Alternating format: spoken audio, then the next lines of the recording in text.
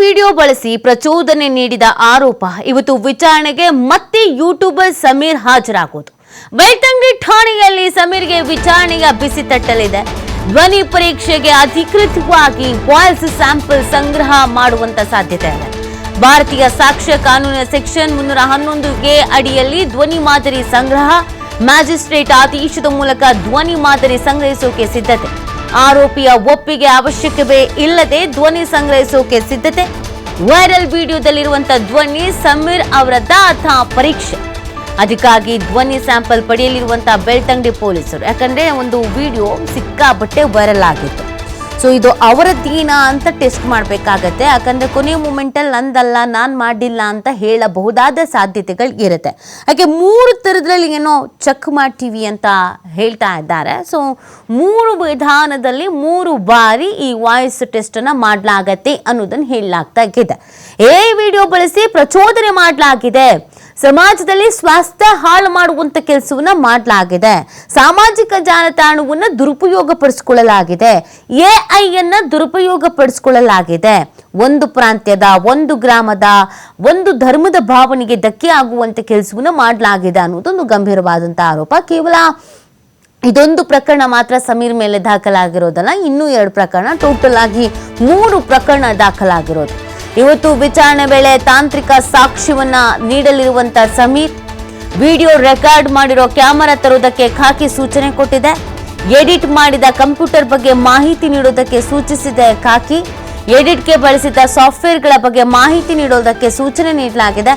ಅದರಂತೆ ವಿಡಿಯೋ ಸಂಬಂಧಿಸಿ ತಾಂತ್ರಿಕ ಸಾಕ್ಷ್ಯವನ್ನ ಸಲ್ಲಿಸಲಿರುವಂತಹ ಸಮೀರ್ ಇವತ್ತು ಕೂಡ ಮತ್ತಷ್ಟು ಪ್ರಶ್ನೆಗಳ ಜೊತೆಗೆ ಸಮೀರ್ ಹೆಚ್ಚಿನ ವಿಚಾರಣೆ ತನಿಖಾಧಿಕಾರಿ ನಾಗೇಶ್ ಕದ್ರಿ ನೇತೃತ್ವದಲ್ಲಿ ಹೆಚ್ಚಿನ ವಿಚಾರಣೆಯನ್ನ ಮಾಡಲಾಗುತ್ತೆ. ಸೊ ಇವತ್ತು ದಾಖಲೆ ಸಮೇತ ಆಗಮಿಸಬಹುದಾದ ನಿರೀಕ್ಷಣೆ ಇಟ್ಕೊಳ್ಳಲಾಗಿದೆ. ಟೆಕ್ನಿಕಲ್ ಆಗಿ ಒಂದಷ್ಟು ಎವಿಡೆನ್ಸ್ಗಳು ಬೇಕಾಗತ್ತೆ. ಈಗ ಸಮೀರ್ ಒಂದು ವಿಡಿಯೋ ಮಾಡ್ತಾ ಇದ್ದಾನೆ ಅಂತ ಅಂದ್ರೆ ಆತ ಕೂಡ ಒಂದಷ್ಟು ಮಾಹಿತಿಯನ್ನ ಸಂಗ್ರಹಿಸಿರ್ಬೇಕಾಗತ್ತೆ, ಡೇಟಾವನ್ನ ಸಂಗ್ರಹಿಸಿರ್ಬೇಕಾಗತ್ತೆ. ಸೊ ನಿನಗೆ ಮಾಹಿತಿ ಸಿಗೋದ್ರ ಮೂಲ ಏನು? ಎಲ್ಲಿಂದ ಮಾಹಿತಿಯನ್ನ ತೆಗೆದುಕೊಂಡೆ? ಅಥವಾ ಇದು ನಿನ್ನ ಓನ್ ಆಗಿ ನೀನೇ ಬರೆದಂತ ಕಥೆನಾ? ಪ್ರತಿಯೊಂದು ಇಂಪಾರ್ಟೆಂಟ್ ಆಗತ್ತೆ. ಆತ ಇಲ್ಲ, ನಾನು ಇಲ್ಲಿ ಮಾಹಿತಿ ಪಡ್ಕೊಂಡೆ, ಇವರಿಂದ ಮಾಹಿತಿ ಪಡ್ಕೊಂಡೆ, ನನಗೆ ಇವ್ರು ಈ ವಿಚಾರ ಹೇಳಿದ್ರು, ನಾನೇ ಹೋಗಿ ಮಾತಾಡಿಸಿದ್ದೀನಿ, ಸತ್ಯಾನಾಸತ್ಯತೆಗೆ ಏನಂತ ತಿಳ್ಕೊಂಡಿದ್ದೀನಿ ಅಂತಂದ್ರೆ ಅದೆಲ್ಲ ಹೊರಗೆ ಬರುತ್ತೆ ಇವಾಗ. ಜೊತೆಗೆ ವಿಡಿಯೋ ಎಡಿಟ್, ಇದನ್ನ ಯಾರು ಮಾಡಿದ್ದು, ಏನು ಎತ್ತ, ಅದು ಕೂಡ ಈಗ ಮುನ್ನೆಲೆಗೆ ಬರುತ್ತೆ. ಈ ಬಗ್ಗೆ ಮತ್ತಷ್ಟು ಮಾಹಿತಿಯನ್ನು ನೀಡ್ತಾರೆ ನಮ್ಮ ಪ್ರತಿನಿಧಿ ಆದಿತ್ಯ. ಲೈವ್ನಲ್ಲಿ ಜಾಯ್ನ್ ಆಗ್ತಾ ಇದ್ದಾರೆ. ಆದಿತ್ಯ, ಮೊದಲಿಗೇನೆ ವೈರಲ್ ಆಗಿದ್ದಂಥ ವಿಡಿಯೋ ಸಮೀರ್ ಅವರ ವಿಡಿಯೋ, ಅದಾದ್ಮೇಲೆ ಒಂದಷ್ಟು ಬೆಳವಣಿಗೆಗಳಾಗತ್ತೆ. ಪ್ರತ್ಯಕ್ಷದರ್ಶಿಗಳು, ದೂರುದಾರರು ಅಂತೆಲ್ಲ ಬರ್ತಾರೆ. ಬಟ್ ನಿನ್ನೆ ಮೊನ್ನೆ ತನಕ ಅದಕ್ಕೂ ಇದಕ್ಕೂ ಸಂಬಂಧ ಇಲ್ಲ, ಅದೇ ಬೇರೆ ಇದೇ ಬೇರೆ ಅಂತ ಹೇಳಲಾಗ್ತಾ ಇದ್ರು ಕೂಡ ಎಲ್ಲ ಒಂದ್ ಕಡೆಯಲ್ಲಿ ಲಿಂಕ್ ಇದೆ ಅಂತ ಕೆಲವರ ಆರೋಪ ಕೂಡ ಇತ್ತು. ಇದೀಗ ವಿಚಾರಣೆ ನೆನ್ನೆನೂ ಮಾಡಲಾಗಿದೆ. ಏನೆಲ್ಲ ಮಾಹಿತಿಗಳು ಸಿಕ್ಕಿದೆ? ಇವತ್ತು ಎಷ್ಟೊತ್ತಿಗೆ ವಿಚಾರಣೆಗೆ ಹಾಜರಾಗಬಹುದಾದ ಸಾಧ್ಯತೆ ಇದೆ ಅಂತ ಆದಿತ್ಯ? ನೀತಿ ಹೌದು, ಯೂಟ್ಯೂಬರ್ ಸಮೀರ್ಗೆ ಇವತ್ತು ಕೂಡ ವಿಚಾರಣೆಗೆ ಹಾಜರಾಗೋದಕ್ಕೆ ಪೊಲೀಸರು ಸೂಚನೆ ನೀಡಿದ್ದಾರೆ. ಇವತ್ತು 2ನೇ ದಿನದ ಒಂದು ವಿಚಾರಣೆ ನಡೀಲಿಕ್ಕಿದೆ. ನಿನ್ನೆ ಇಡೀ ದಿನ ಅಂದ್ರೆ ಮಧ್ಯಾಹ್ನ 1 ಗಂಟೆಯಿಂದ ಸಂಜೆವರೆಗೂ ಕೂಡ ಆತನನ್ನ ತೀವ್ರ ವಿಚಾರಣೆಗೆ ಒಳಪಡಿಸಿ ಅನೇಕ ಮಹತ್ವದ ಮಾಹಿತಿಗಳು, ಪ್ರಮುಖವಾಗಿ ಆತನ ಯೂಟ್ಯೂಬ್ ಚಾನೆಲ್ಗೆ ಸಂಬಂಧಪಟ್ಟ ಹಾಗೆ ಮತ್ತು ಆತ ಈ ಭೀಮಾ ಅನ್ನುವಂಥ ಅಂದ್ರೆ ಚಿನ್ನಯ್ಯ ಅನ್ನುವಂಥ ವ್ಯಕ್ತಿಯ ಆಧಾರದಲ್ಲಿ, ಆತನ ಪಶ್ಚಾತ್ತಾಪದ ಪತ್ರದ ಆಧಾರದಲ್ಲಿ ಒಂದು ವಿಡಿಯೋವನ್ನು ಹರಿಬಿಟ್ಟಿದ್ದ. ನೇರವಾಗಿ ಒಂದಿಷ್ಟು ಪ್ರಭಾವಿಗಳ ಹೆಸರು ಮತ್ತು ಕೊಲೆ ಅತ್ಯಾಚಾರದ ಆರೋಪಗಳನ್ನ ಮಾಡಿದ್ದ. ಮತ್ತು ಚಿನ್ನಯ್ಯ ತನ್ನ ಪಶ್ಚಾತ್ತಾಪದ ಪತ್ರದಲ್ಲಿ 100 ಅಂತ ಹೇಳಿದರೆ ಸಮೀರ್ ತನ್ನ ವಿಡಿಯೋದಲ್ಲಿ 1000 ಅಂತ ಹೇಳಿದ್ದ. ಮತ್ತು ಜನರನ್ನ ಪ್ರವೋಕ್ ಮಾಡುವಂತ ರೀತಿಯಲ್ಲಿ ನಿಮ್ಮ ರಕ್ತ ಕುದಿಯಲ್ವಾ, ಇಷ್ಟೆಲ್ಲ ಕೇಳಿದ ಬಳಿಕವೂ ನಿಮ್ಮ ರಕ್ತ ಕುದಿತಾ ಇಲ್ವಾ ಅನ್ನುವಂತ ರೀತಿಯಲ್ಲಿ ಪ್ರವೋಕ್ ಮಾಡಿದ ಅನ್ನುವಂಥ ಆರೋಪದ ಅಡಿಯಲ್ಲಿ ಧರ್ಮಸ್ಥಳ ಪೊಲೀಸ್ ಠಾಣೆಯ ಅಧಿಕಾರಿಯಾಗಿರುವಂತಹ ಸಮರ್ಥ್ ಅವರು ಆತನ ವಿರುದ್ಧ ಸುಮೋಟೋ ಪ್ರಕರಣವನ್ನ ದಾಖಲು ಮಾಡಿದ್ರು. ಈ ಸಂದರ್ಭ ಪ್ರಕರಣ ದಕ್ಷಿಣ ಕನ್ನಡ ಜಿಲ್ಲಾ ಪೊಲೀಸರ ಕೈಯಲ್ಲಿತ್ತು. ಆ ಸಂದರ್ಭ ಅವರೇ ತನಿಖಾಧಿಕಾರಿ ಆಗಿದ್ರು. ನನಗೆ ಬರೆದಿರುವಂತಹ ವಿಚಾರಗಳು ಮತ್ತು ಕೆಲವೊಂದಿಷ್ಟು ತಪ್ಪು ಮಾಹಿತಿಗಳನ್ನ ಆತ ನೀಡಿದ್ದಾನೆ. ಸಾರ್ವಜನಿಕ ಆಸ್ತಿಯನ್ನ ಕೆಡಿಸುವಂತ ರೀತಿಯಲ್ಲಿ ಗುಂಪುಗಳ ನಡುವೆ ಘರ್ಷಣೆಯನ್ನು ನಿರ್ಮಾಣ ಮಾಡುವ ರೀತಿಯ ವಿಡಿಯೋವನ್ನ ಮಾಡಲಾಗಿದೆ. ತಪ್ಪು ಮಾಹಿತಿಯನ್ನು ನೀಡಲಾಗಿದೆ ಅನ್ನುವ ಕಾರಣಕ್ಕೆ ಆತನ ವಿರುದ್ಧ ಪ್ರಕರಣವನ್ನ ದಾಖಲಿಸುತ್ತಾರೆ. ಮತ್ತು ಇದರ ವಿಚಾರಣೆಗೆ ಸಂಬಂಧಪಟ್ಟ ಹಾಗೆ ಆತ ಸರಿಯಾದ ಸಮಯಕ್ಕೆ ಹಾಜರಾಗಿಲ್ಲ ಅನ್ನುವಂಥ ವಿಚಾರವನ್ನ ಇಟ್ಟುಕೊಂಡು ಆತನನ್ನ ಬಂಧಿಸೋದಕ್ಕೂ ಕೂಡ ಹೋಗ್ತಾರೆ. ಆದರೆ ಅದೇ ದಿನ ಆತ ಅಂದ್ರೆ ಕಳೆದ ಗುರುವಾರ ಆತ ನಿರೀಕ್ಷಣಾ ಜಾಮೀನನ್ನ ಕೂಡ ಪಡೆದುಕೊಳ್ತಾನೆ. ಇದಾದ ಬಳಿಕ ತನಿಖಾಧಿಕಾರಿ ಯಾವಾಗ ವಿಚಾರಣೆ ಕರೀತಾರೋ ಸಂದರ್ಭ ವಿಚಾರಣೆಗೆ ಬರಬೇಕು ಅಂತ ಹೇಳಲಾಗಿತ್ತು. ಸೊ ನಿನ್ನೆ ಆತ ವಿಚಾರಣೆಗೆ ಹಾಜರಾಗಿದ್ದ. ನಿನ್ನೆ ಪ್ರಮುಖವಾಗಿ ಆತನ ಯೂಟ್ಯೂಬ್ ಯೂಟ್ಯೂಬ್ ಚಾನೆಲ್ ಬಗ್ಗೆ ಮತ್ತು ಅನಾಮಿಕಾ ದೂರುದಾರ ಚಿನ್ನಯ್ಯನನ್ನ ಸಂದರ್ಶನ ಮಾಡಿದವರ ಬಗ್ಗೆ ತನಿಖಾಧಿಕಾರಿ ಪ್ರಶ್ನೆ ಮಾಡಿದ್ದಾರೆ. ನೀವು ನಿಮ್ಮ ವಿಡಿಯೋದಲ್ಲಿ ನೇರವಾಗಿ ಚಿನ್ನಯ್ಯನಿಂದಲೇ ಮಾಹಿತಿ ಪಡೆದು ಆತನನ್ನ ಸಂದರ್ಶನ ಮಾಡಿಯೇ ವಿಡಿಯೋವನ್ನ ಮಾಡಿದ ರೀತಿಯಲ್ಲಿ ಕೆಲವು ಮಾಹಿತಿಯನ್ನ ಕೊಟ್ಟಿದ್ದೀರಾ, ಇದು ನಿಜಾನ ಅನ್ನೋದು? ಯಾರೋ ಹೇಳಿದ್ರು ಅನ್ನೋ ಕಾರಣಕ್ಕೆ ನೀವು ವಿಡಿಯೋನ ಮಾಡಿದ್ರೆ ಅಥವಾ ನೀವೇ ನೇರವಾಗಿ ಆತನನ್ನ ಸಂದರ್ಶನ ಮಾಡಿದಿರಾ? ಇದಕ್ಕೆ ಸಂಬಂಧಪಟ್ಟ ಹಾಗೆ ನಿಮ್ಮ ಬಳಿ ಏನಾದರೂ ದಾಖಲೆಗಳು ಇದೆಯಾ? ಆತನ ಸಂದರ್ಶನದ ವಿಡಿಯೋ ಇದೆಯಾ? ಈ ಎಲ್ಲ ಆಯಾಮಗಳಲ್ಲೂ ಕೂಡ ಪ್ರಶ್ನೆಯನ್ನ ಮಾಡಿದ್ದಾರೆ. ಇದರ ಒಂದಿಗೆ ಆತ ಏನು ಕೆಲವೊಂದಿಷ್ಟು ಮಾಹಿತಿಯನ್ನ ಕೊಟ್ಟಿದ್ದಾನೋ ಆತನ ಸಂಪರ್ಕ ನಿಮ್ಗೆ ಯಾವ ತರ ಆಯಿತು, ನಿಮ್ಗೆ ಮತ್ತು ಆತನ ಸಂಪರ್ಕದ ಕೊಂಡಿ ಯಾರು, ಆ ಮೀಡಿಯೇಟರ್ ಯಾರು, ಇವರೆಲ್ಲರ ಬಗ್ಗೆ ಕೂಡ ಮಾಹಿತಿಯನ್ನ ಪಡೆದುಕೊಂಡಿದ್ದಾರೆ.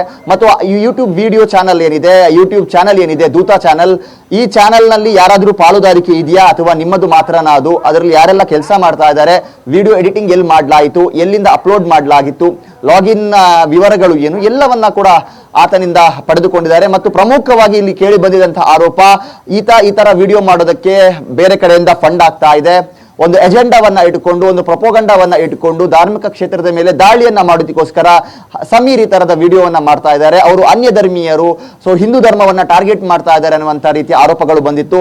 ಸೊ ಈ ಆಯಾಮದಲ್ಲೂ ಕೂಡ ನಿನ್ನೆ ಪೊಲೀಸರು ಪ್ರಶ್ನೆಯನ್ನ ಕೇಳಿದ್ದಾರೆ. ಈ ರೀತಿಯ ಆರೋಪಗಳು ನಿಜಾನ? ನಿಮಗೆ ಫಂಡ್ ಬಂದಿರೋದು ನಿಜಾನ?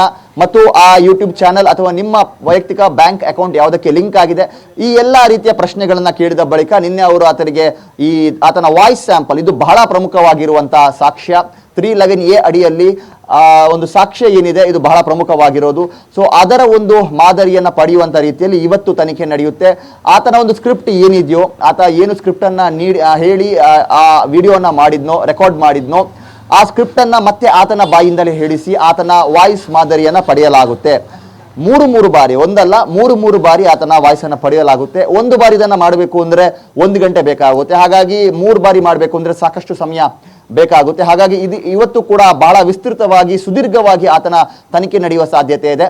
ಮತ್ತು ಇದರೊಂದಿಗೆ ಎಡಿಟ್ ಮಾಡೋದಕ್ಕೆ ಯೂಸ್ ಮಾಡಿದಂಥ ಸಾಫ್ಟ್ವೇರ್ ಯಾವುದು, ಕಂಪ್ಯೂಟರ್ ಯಾವುದು, ಆ ಎಲ್ಲದರ ಮಾಹಿತಿಯನ್ನು ತೆಗೆದುಕೊಂಡು ಬರೋದಕ್ಕೆ ಇವತ್ತು ಪೊಲೀಸರು ಸಮೀರ್ಗೆ ಹೇಳಿದ್ದಾರೆ.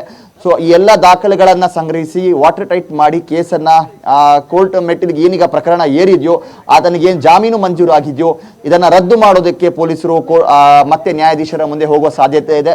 ಮತ್ತು ಇಲ್ಲಿ ಪ್ರಬಲವಾಗಿರುವಂಥ ವಿಚಾರ ಪೊಲೀಸರ ಮುಂದೆ ಏನಿದೆ ಅಂದರೆ, ಆತ ಚಿನ್ನಯ್ಯ ಹೇಳಿದಾನೆ ಅನ್ನುವಂಥ ರೀತಿಯಲ್ಲಿ ವಿಡಿಯೋ ಮಾಡಿದ್ದ, ಅಲ್ಲಿ ಎಲ್ಲೂ ಕೂಡ ಚಿನ್ನಯ್ಯನ ಸಂದರ್ಶನ ಇರಲಿಲ್ಲ. AI ಮೂಲಕನೇ ಆತ ವಿಡಿಯೋವನ್ನ ಮಾಡಿದ್ದ. ಇನ್ ಕೇಸ್ ಚಿನ್ನಯ್ಯ ಎಲ್ಲಾದ್ರೂ ಅದರಲ್ಲಿ ಹೇಳಿಕೆಯನ್ನ ಕೊಟ್ಟಂತಹ ವಿಡಿಯೋವನ್ನ ಹಾಕಿದಿದ್ರೆ ಸಮೀರ್ಗೆ ಸ್ವಲ್ಪ ಸಂಕಷ್ಟ ಕಮ್ಮಿ ಆಗ್ತಾ ಇತ್ತು. ಆದ್ರೆ ಸಮೀರ್ AI ಮೂಲಕ ಚಿನ್ನಯ್ಯನ ಕಥೆಯನ್ನ ತಾನೇ ಹೇಳಿರೋ ಕಾರಣದಿಂದಾಗಿ ಇದು ಇನ್ನಷ್ಟು ಸಂಕಷ್ಟ ತರುವಂತ ಸಾಧ್ಯತೆ ಇದೆ. ಯಾಕಂದ್ರೆ ಈಗಾಗಲೇ ಚಿನ್ನಯ್ಯ ನಾನು ಹೇಳಿರುವಂತಹ ಕಥೆಗಳೆಲ್ಲವೂ ಕೂಡ ಸುಳ್ಳು ಅನ್ನೋದನ್ನ SIT ಮುಂದೆ ಒಪ್ಪಿಕೊಂಡಿರುವ ಕಾರಣದಿಂದಾಗಿ ಇದಿನ್ನಷ್ಟು ಸಮೀರ್ಗೆ ಬಿಸಿ ಮುಟ್ಟಿಸುವಂತ ಸಾಧ್ಯತೆಗಳು ಕೂಡ ಇದೆ. ಇದನ್ನ ಕೋರ್ಟ್ ಮುಂದೆ ಸಾಬೀತುಪಡಿಸಬೇಕು ಅಂದ್ರೆ ಪೊಲೀಸರಿಗೆ ಸಾಕಷ್ಟು ಸಾಕ್ಷ್ಯಗಳ ಅವಶ್ಯಕತೆಗಳು ಕೂಡ ಇದೆ. ಹಾಗಾಗಿ ಇವತ್ತು ಆತನ ವಾಯ್ಸ್ ಸ್ಯಾಂಪಲ್ ಅನ್ನ ಪಡೆಯುವಂತ ಪ್ರಕ್ರಿಯೆ ನಡೆಯುತ್ತೆ. ಕೆಲವೇ ಕ್ಷಣಗಳಲ್ಲಿ ಆತ ಬೆಳ್ತಂಗಡಿ ಪೊಲೀಸ್ ಠಾಣೆಗೆ ಹಾಜರಾಗುವ ಸಾಧ್ಯತೆ ಇದೆ. ನೀತಿ ಫೈನ್, ಥ್ಯಾಂಕ್ ಯು ಆದಿತ್ಯ ತಮ್ಮ ಡೀಟೇಲ್ಸ್ಗಾಗಿ.